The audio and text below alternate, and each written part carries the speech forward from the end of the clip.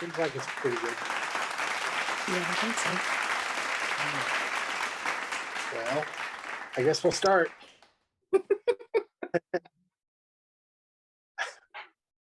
Hi there, Kristin.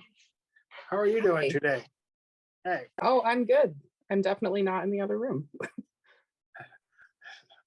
other room. What are you talking about? Well, let me start this. As you know, I'm slightly familiar with your work and your what you've done. So let me ask you a few questions about being a freelance artist because you know something about that, and also since you've been talking a lot last couple of days about the pros and cons, the good things and bad things about trying to strike out with your artistic abilities. Um, can you talk a little bit about we'll start off by talking about how you moved down here to North Carolina, Raleigh, North Carolina. And at this point, all these years after that, you have been a part of a local art community in town, and you certainly know a lot more people than I could claim to do, like in current times and stuff. Um, was it hard or stressful to find a way into things when you came down here? Do you have any thoughts about that? About not just relocating, but trying to find a place to channel what you do to a prospective audience? Well, I think before the internet, maybe it would have been a lot harder. But as soon as I moved down here, I just started looking around for local art groups and shows that were going on, museums, anything I could kind of find, and tried to find, similar people, which happened pretty quick. Like I said, the internet, as much as I don't like it sometimes, is useful for some stuff, and it was pretty easy to find a group of people to have um what am I trying to say? Finding groups of people that have similar interests as you as far as like art goes, I guess. So getting into new shows and stuff wasn't especially difficult, but to be fair, I'd also done a lot of that when I lived up in New Jersey. So it wasn't like I was really afraid of like approaching people because I was kind of already in the groove of doing that. Hmm. Right. And some of the stuff you did up in New Jersey, you were part of and still are part of this thing called the Trenton Punk Rock Flea. I might have gotten this wrong. The Trenton Punk Rock Flea Market. Yep, that's right. Okay. Do you mind talking We a actually little bit about what led you to find Joe and those people and what you've managed to do? Because you just sort of created this artistic career up there in New Jersey. Do you mind talking a little bit about how you stumbled into that? Sure. Well, do you want the long story or the short story? Might Or as well the have medium? the long story. Okay, so the long story is I worked a retail job working as an accountant for an arts and crafts store, and the store closed. And so I had the option of either getting another job somewhere or going back to school for art. So I chose to go back to school for art, which really kind of lit the fire underneath me to make stuff again because I had just done music for a really long time but had not been drawing quite as much as I did when I was younger, which was like all the time. Yeah. So after I did that, I was, trying to make a living doing that. And originally I wanted to do animation, which is still fun, but I really just wanted to paint and draw and, kind of get my stuff out there. So I can't remember. Oh, I remember now. So when I was working at the arts and crafts store in a different arts and crafts store in New Jersey while I was kind of getting myself together after I'd moved there, one of my coworkers said that he was going to be going to something called SketchCon, which was a small kind of show for people to go and show off their art, and you can buy it or meet other artists and network and stuff like that. And that was the first show that I ever did. And that's where I met Joe from Trenton Punk Rock Flea Market. So Hmm. he came to that show. He was one of the first few people that came over to my table, and he was like, "Oh, this stuff is great." He bought a couple of paintings from me and, was like, "Well, I'm putting on my own event coming up in, I think it was a couple of weeks or a couple of months from when SketchCon was." And he invited me to take part in it. And I think it was like I believe it was the second punk rock flea market because they'd already had one before I had met him. So back then it was pretty small. It was just basically in a kind of a beer garden area behind a bar called Trenton Social. Yeah. And I sold my stuff there, and it just kind of was really motivating because, you know, when you make things and then you see people in person and they tell you that they like what you do, it kind of, you know, lights the fire under you to want to make more stuff to show Definitely. people, even though, you know, art is intrinsically for yourself. You're doing it because it's fun and because you like it, but it does help when people, you know, give you good feedback and Yeah. like what you do and everything. So the Trenton Punk Rock Flea Market grew, and now it went from being in the Trenton like beer garden to being at the Cure Arena in Trenton, which is gigantic, like the hockey arena. And they actually have another event coming up this, not this weekend, but next weekend on December 10th and 11th that I'll be at. And it's probably going to be the biggest one they've had yet. So that's going to be pretty fun. But that's how I got started really selling things, was once I did SketchCon and then did the punk rock flea market, I found other shows to do. And so then I started really just like searching out more places for me to meet people and to show my art. And it kind of snowballed from there. And I just turned it into a career. You know, tried to supplement it doing other small jobs here and there. But eventually, what has it? It's been like a year now that I've just been doing it full time. And it's been really fun. Yeah.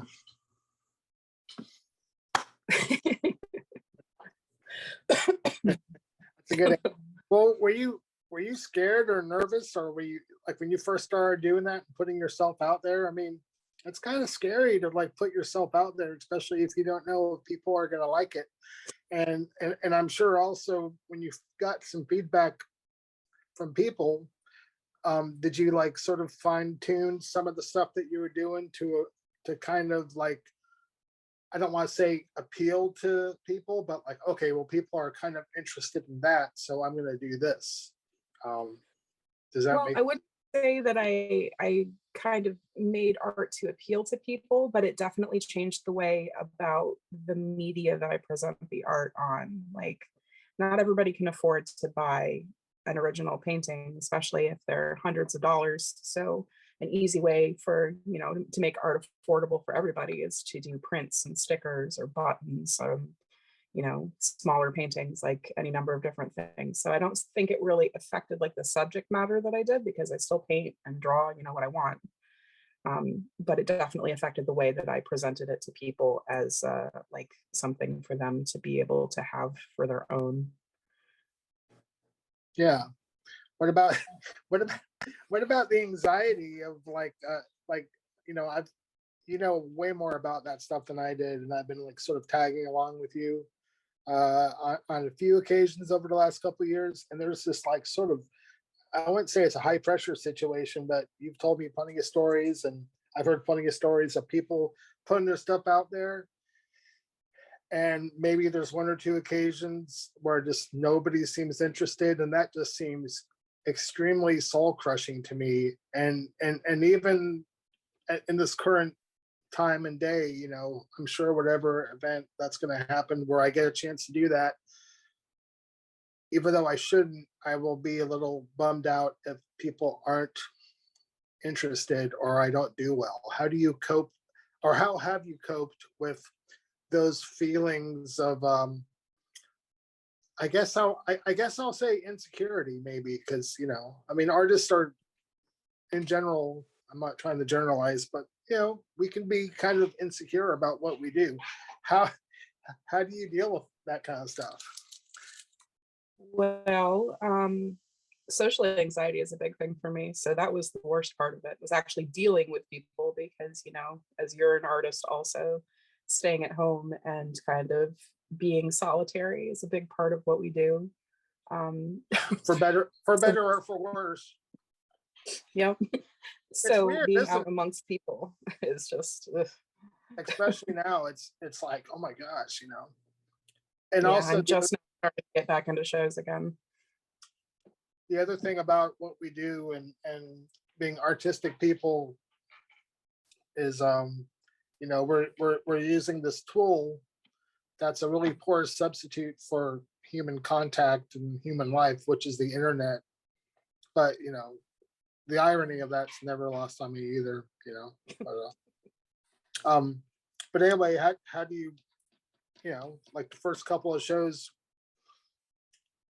how do you, well, I'm not going to speak for what you've experienced, but like, how do you deal with that kind of stuff? Well, you just have to kind of deal with it because anytime you're going to be around people, I mean, you have to kind of put on your game face and be ready to socialize with them, even if internally you don't really feel like socializing with anybody at the moment. So I would say that's probably the hardest part.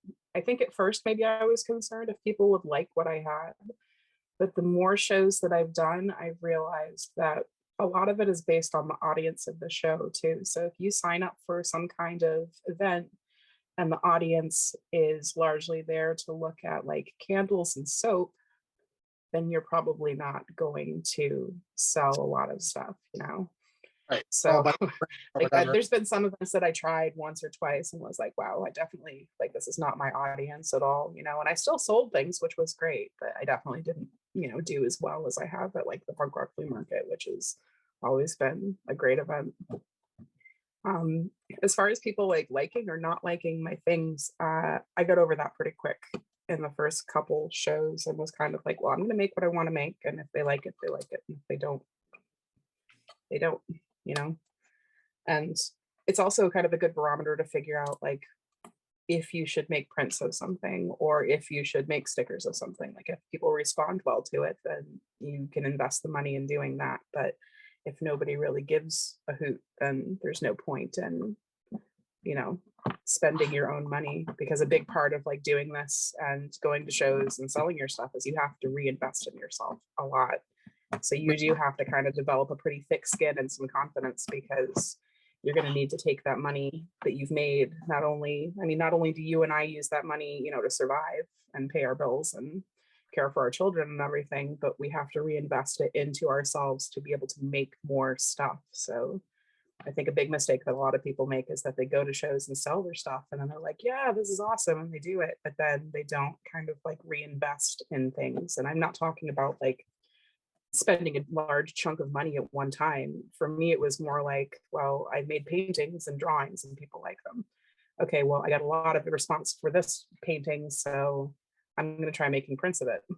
So then the next show, I come with paintings and prints. And then after that, it was like, well, I sold all of these prints, but none of these.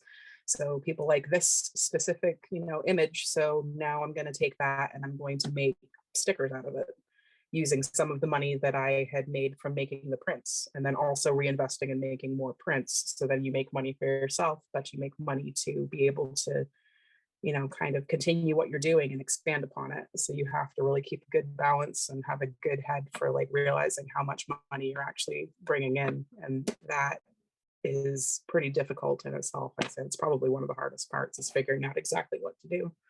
Yeah. What do you think about the idea? We talked about this before, where it's like perception is almost half the battle. Like if people think that what you're doing is a big deal, regardless of what you think personally, it's almost in the way it's presented. Perception really does carry a lot of weight in terms of people thinking that it's a big deal that you're doing what you're doing, and that might even make people interested in buying it. Especially when it's like an online thing, when people see you posting a bunch of stuff or interacting with people online, they might think that it's a bigger deal than it really is, or that you're maybe more monetarily successful. And if people think it's a big deal to interact and I'm grateful for all that stuff, then that to me is a great thing. But that's almost half the battle. It's almost presenting this situation where people think it's like, oh, look at all this cool stuff. And, do you have any opinions about how perception works to your advantage or even a disadvantage? Does that it's a rambling thing I'm trying to say. Hopefully. No, I understand. I got it. Well, Okay. I mean, yeah, you kind of have to give off the perception of being, confident in yourself, even if you don't feel that way all the time. Oh But yeah. the other thing is like just being proud of what you do and being happy with that. So even if people don't respond favorably to what you've done, if you're still proud of what you've drawn or what you've painted, I mean, even if you don't end up turning that into something that helps you make a living, I mean, you've still made it and put it out into the world. So you just kind of have to, I guess, be at peace with that. Like some things are going to hit well and some things aren't.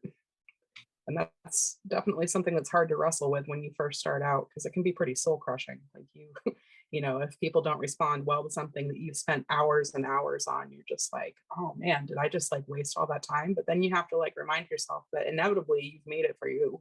Yeah, you did it You've for, made it because you wanted to make it. If people don't like it, then I don't want to say, whatever, but kind of whatever. right, right. Oh, that makes sense.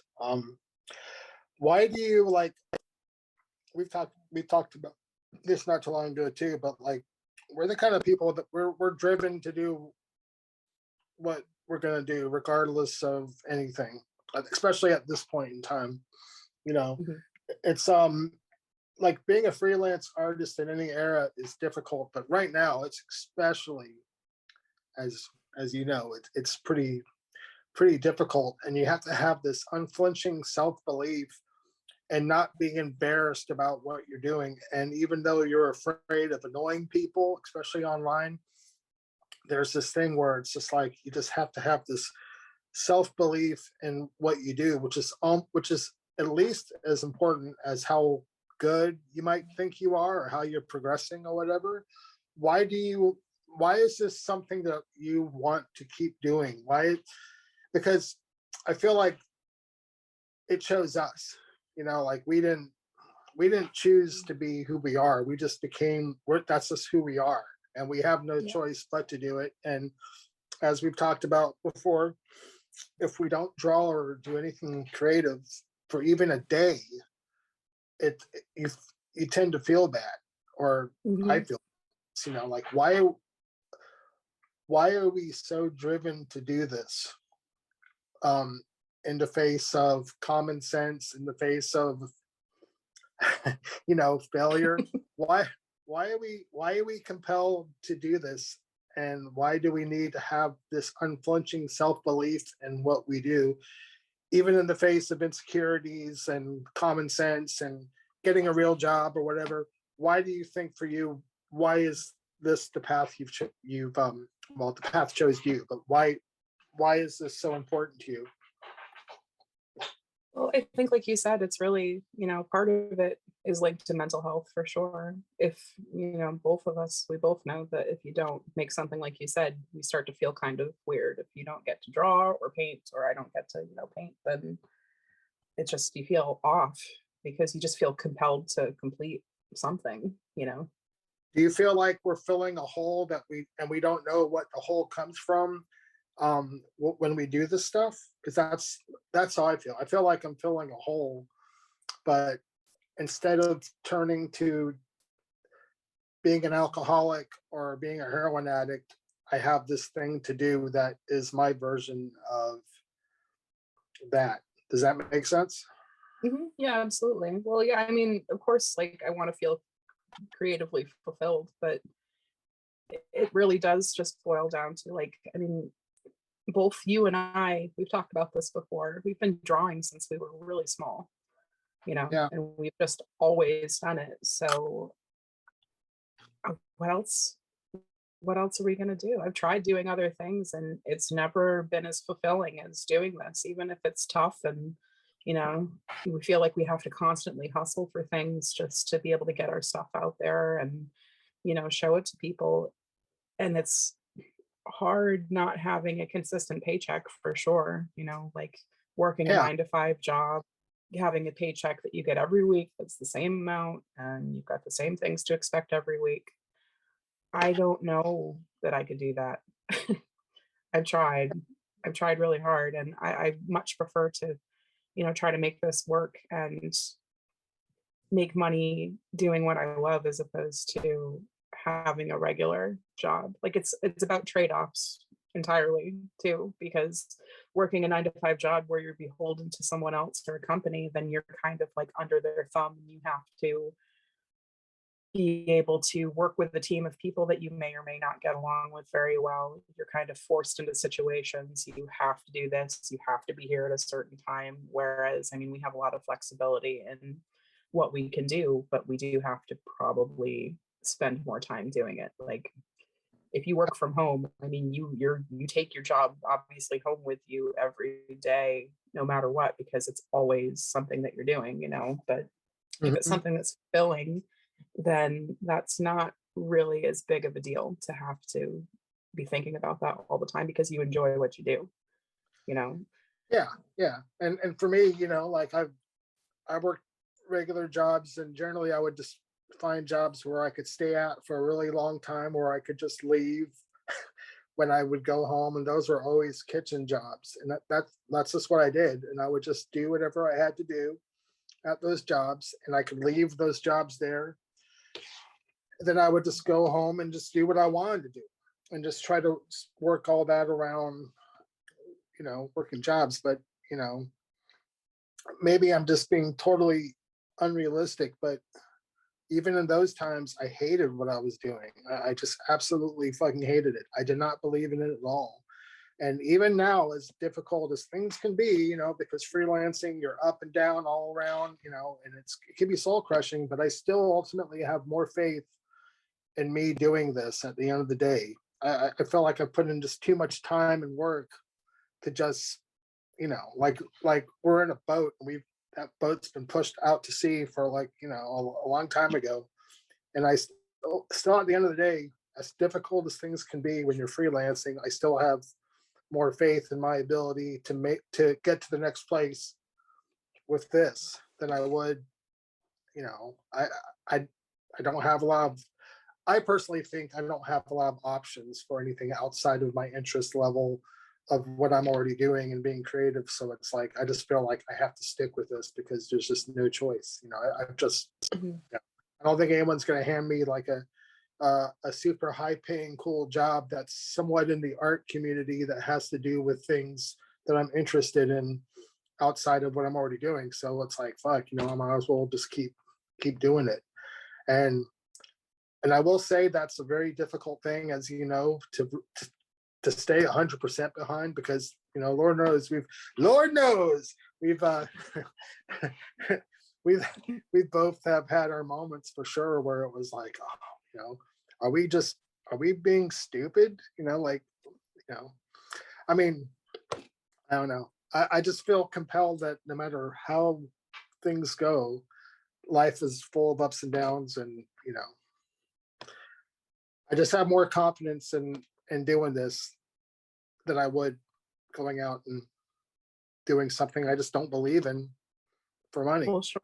Yeah, that makes total sense. I mean, also like working for someone else, you could work your hardest and give them everything you've got, and they could drop you at a moment's notice because if it's a bigger company, maybe there's layoffs, maybe they just don't want to work with you anymore. Maybe you're making too much and they don't want to pay you. I mean, the only people that we really have to answer to as far as work goes is ourselves, which I mean, I'm personally a horrible boss to myself most of the time because I'm very hard on myself, but Me it's too. still better than going out and having to, you know, spend 8 hours a day or 9 hours or 10 hours a day working for someone else, commuting back and forth, having to, make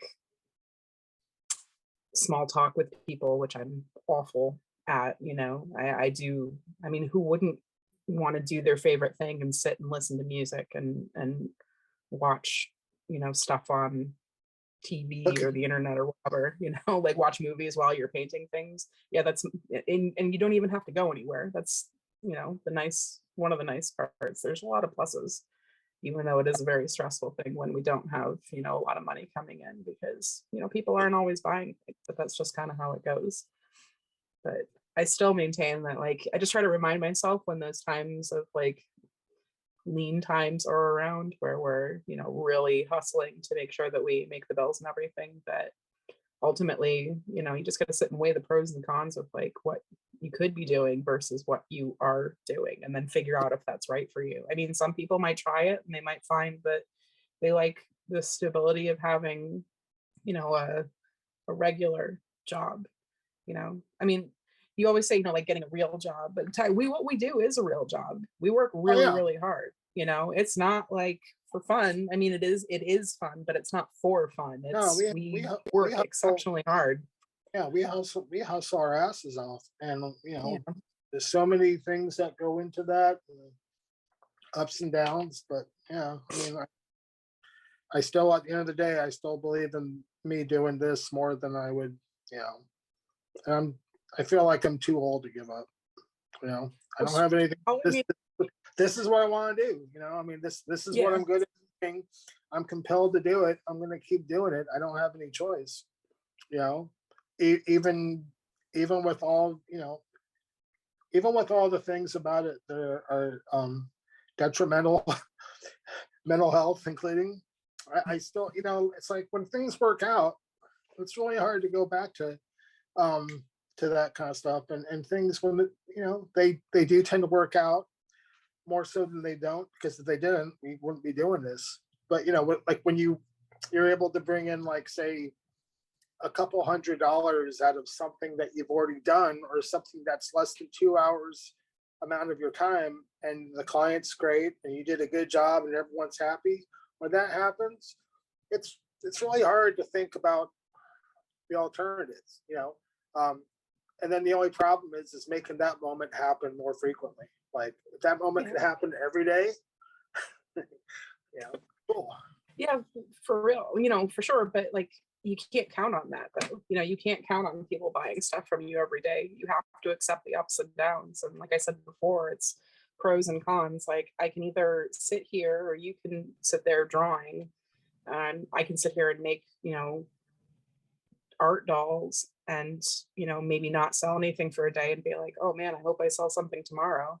Or I can have the stability of working somewhere, like I've done customer service jobs a lot before, so working somewhere where somebody buys a can of beans and then brings up too much, and they come over and chew you out over 10 cents. Like, that's soul crushing, and that's much more soul crushing than not selling a piece for a day. And like, just the constant beratement of people in public, working that kind of job it's a lot. It's mentally taxing. Like, sure, you might be able to go home and, leave your work at work, but do you really? Like, if you've had a terrible day and people come home and feel terrible because they've had a terrible day because their jobs are unfulfilling, I mean, that's a hard thing to deal with too. Like, it's just, all of this is all about trade-offs. It's like, you can be happy in one way, or you could be happy in this way. You could be miserable in this way, or you can be miserable in this Miserable way. in that way. Yes, Yeah. that's exactly it. That's exactly it. It's like you're making a trade-off. Like, I have a lot of Mhm. respect for people that did stuff they didn't particularly want to do because of whatever situation they were in, and sticking through that. I have a Yeah. lot of respect for that. I really do. And For sure. I'd be lying if I said there weren't times where I kind of wish I had done that, like 30 years ago, or 20 years ago, or whatever. But I didn't, and it was a trade-off. Like, it's exactly what you said. To get this thing, you have to sort of give up this thing, and that just seems to be like, there's no real solution to anything. It's just a trade-off, whatever it is you're trying to pursue. So there. Yeah, I agree with that.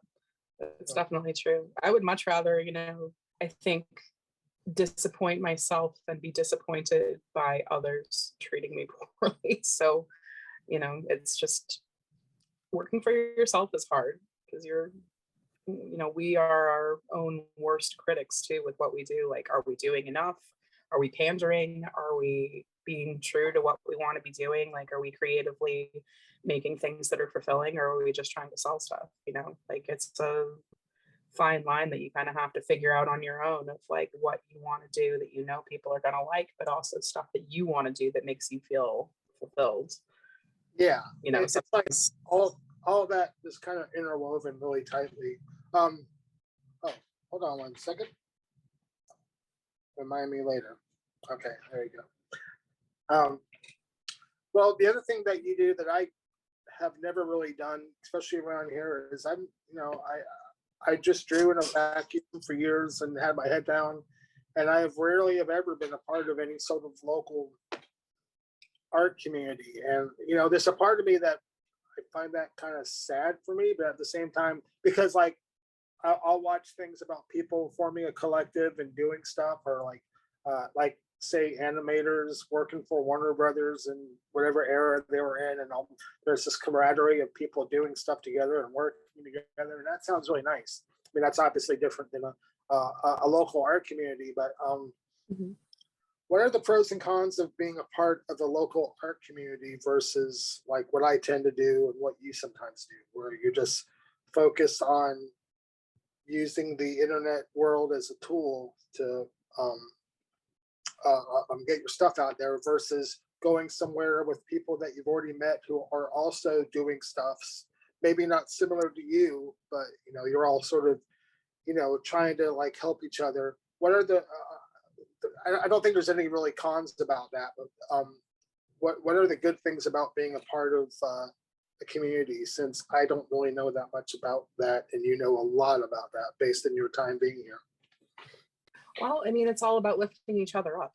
It's not, if you're going into doing this and you're ready to criticize everybody around you and, view people as competition, then don't do it. If you want to be part of an art community, you need to have some desire to like want to see those people do well, the people that you meet do well also, not just yourself. I mean, there are some, I guess, advantages to that in the sense that if you lift other people up, they're going to do the same for you. So that's what the whole community is really about, or what it should be about, at least the community that I'm kind of a part of. Everybody's super supportive, sharing each other's stuff, having guest spots at other people's places and stores, or, just getting together and talking about how hard it is to do what we do, and, how frustrating it is when things aren't going well, or if you have like a creative block too, especially when you have a creative block, being around other people that are creating things, even if it isn't similar to your stuff, It's is inspiring. really inspiring. Yeah. And it motivates you to kind of, not always, I mean, sometimes creative blocks, there's no getting around them. You just have to kind of suffer through it, and that's it. But being around people that are making things like that really kind of motivates me to want to make more, because you see them being creative and how good that feels, and you see how proud of what they've, how proud they are of what they've done and how fulfilling it is for them. And you want to feel that too, so it kind of motivates Yeah, you more to really kind of let go of any blocks that you have, or anything that's kind of weighing you down or holding you back, and really just, put it out there and try. yeah. Can I ask you a little bit about, and this all happened before the pandemic age started for us, but like you you did a few Raleigh punk rock flea markets that were, and I maybe I have this wrong, but maybe they were kind of inspired by the stuff you were doing when you were going to Joe's events and stuff. But you put on a few of those events. Do you mind talking a little bit about the Raleigh punk rock flea market, the history of that, why you did it, and if you think that's gonna be something that's gonna happen down the road locally for you and everybody here in the Raleigh area? Yeah, absolutely. So the punk rock flea market in Trenton was, directly responsible for me wanting to start one here, because those events have, been a part of my life for the better part of, I think, 7 or 8 years now, maybe more. I can't remember the year that it started, but doing those and seeing people, like, it's that same thing about community, like all of the other vendors, for the most part, a good portion of them, you end up making friends with them because you're all doing the same events and you're all seeing each other at the same places, and you're all being creative and trying to, make your way creatively and make a living off of what you're doing. So there are a lot of like, and this isn't to say that I'm being, negative about other events that go on, but there are so many events where like the vendors are all the same kind of stuff. It's like, I don't want to say for normal people, but maybe for people who aren't into weird art or, punk rock music or metal or any of the, kind of various subcultures that exist. So having a place where you can share that with other people and that they're going to understand you at least on some level, and then be able to have a venue so they can show off their stuff is something that I really wanted to bring here, because there's tons of different events and craft shows, like Raleigh Night Market is another one that we've done before, and I've done fairly well at. And I've had a lot of fun doing that event, but it still wasn't exactly like the punk rock flea market. Like, the audience was great, but maybe the people coming through weren't the same clientele that you would get if you have something that's specifically for, I guess, what people would call weird, kind of out there stuff. So starting the Raleigh Punk Rock Flea Market was really because I wanted to bring that sense of community here and be able to provide that to other artists that I know that might not have a venue to be able to show their stuff. Like, anybody is welcome to join and apply to be a vendor and everything, and as long as you're having fun doing it and you're not mass producing something from some, I don't know where I'm going with this, as long as it's not like conventional kind of stuff where I don't want to have MLMs. What an MLM is, the multi-level marketing, like, you sell our stuff for us and then you get other people to sell our stuff for us, and it's all the same stuff, whether it's like leggings or jewelry or books or whatever. Like, the pyramid scheme stuff, we get a lot of people that apply, and I'll never accept them into as vendors, because they are trying to make a living, and I do respect that, but it's not like the right audience. I want the flea markets are basically filled with people who are proud of the stuff that they make. They're making their own way, doing whatever kind of interesting and new thing they want, without just giving them a place to be able to do that, and to meet other people that do that too, so they can have that sense of community also, because especially, like, we've talked about this with the internet, even though you're connected to a ton of people with the internet, it's also pretty isolating, because you're not really having that like one-on-one in person experience where you guys are all like kind of feeling the energy of being excited, and that doesn't, the internet just kind of dulls all of that.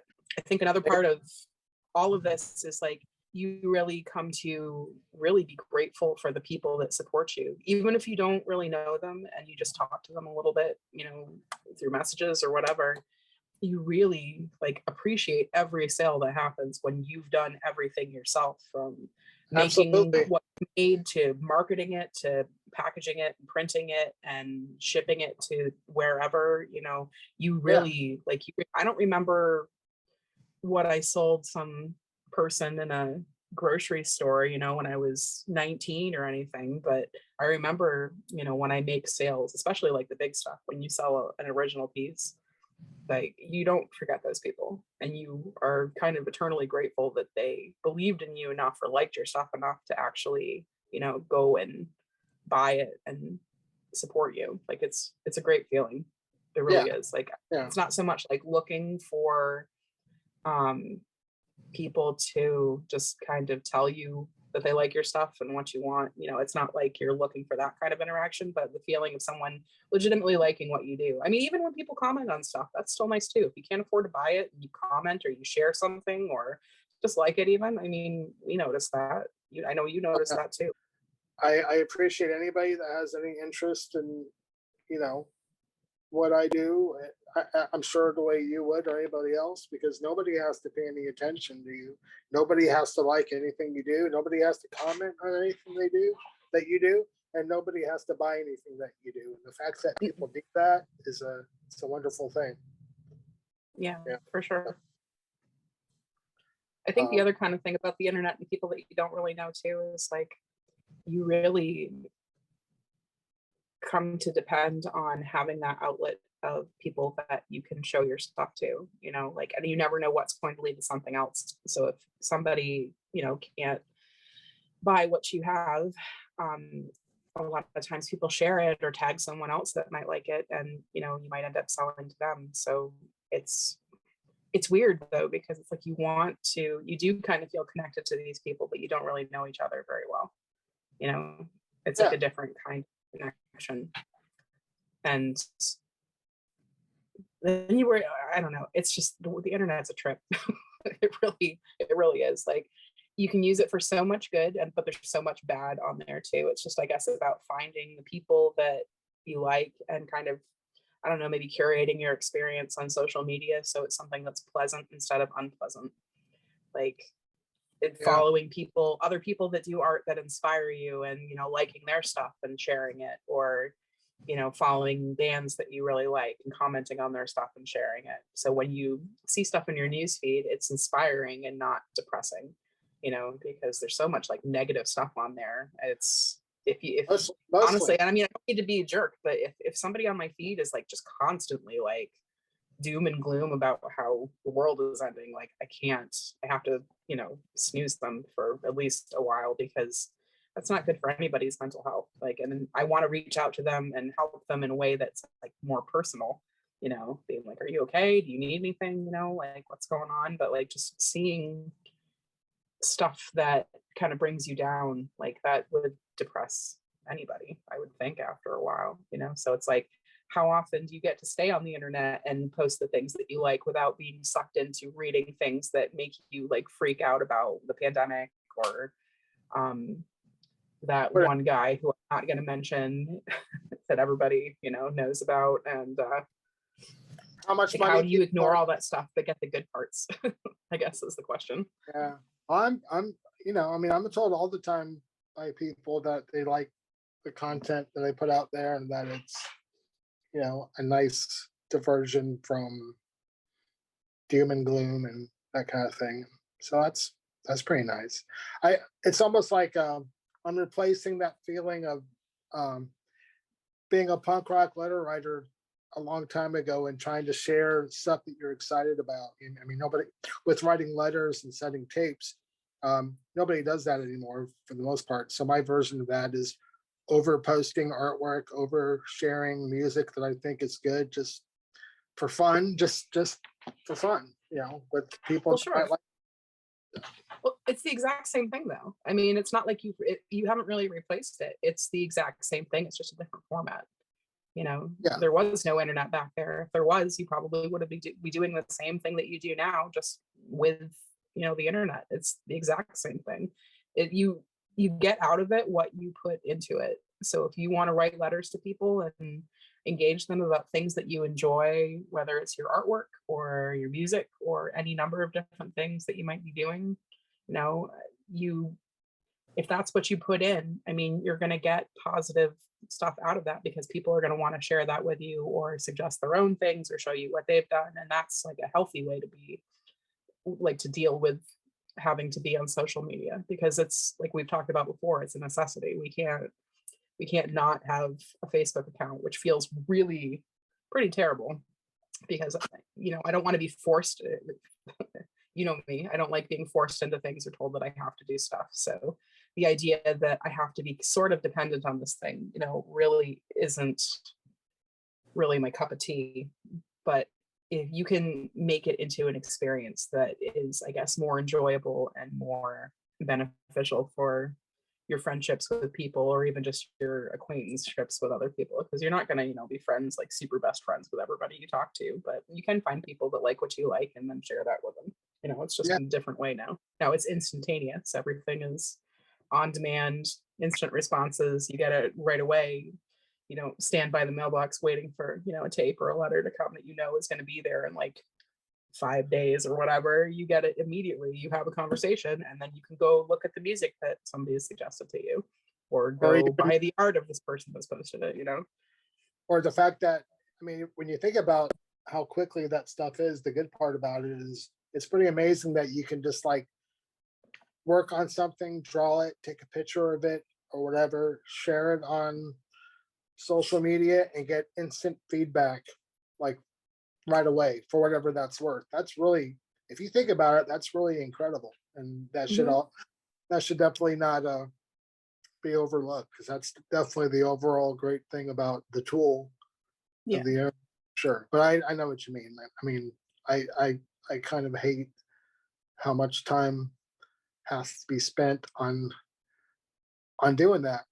Part of it is like, because when I get insecure, I just don't have any faith in what I'm doing. But also, it's such a fast world, and like, it's like just letting people know that you're alive and out there and ready to do stuff. So it's just there's this constant uh pressure, but sometimes it's fun pressure. It's not always like, oh man, I have no choice. Sometimes it's really fun to juggle a bunch of people and do stuff and listen to stuff and get packages together and mail them out and all that kind of stuff. It's Yeah, just for sure. I think nothing makes you really take stock of yourself more than working for yourself, though. Like taking stock of your life and what's going on. Like, am I doing the right thing? Should I just, should I be getting a normal 9 to 5 job somewhere? Can I? I mean, you and I are not the most normal people in the world. I mean, we're both pretty weird, and our interactions with others that are in that world tend to be kind of weird still. So it's like, what do we do? we, Except for this is what we we do. just we see it through.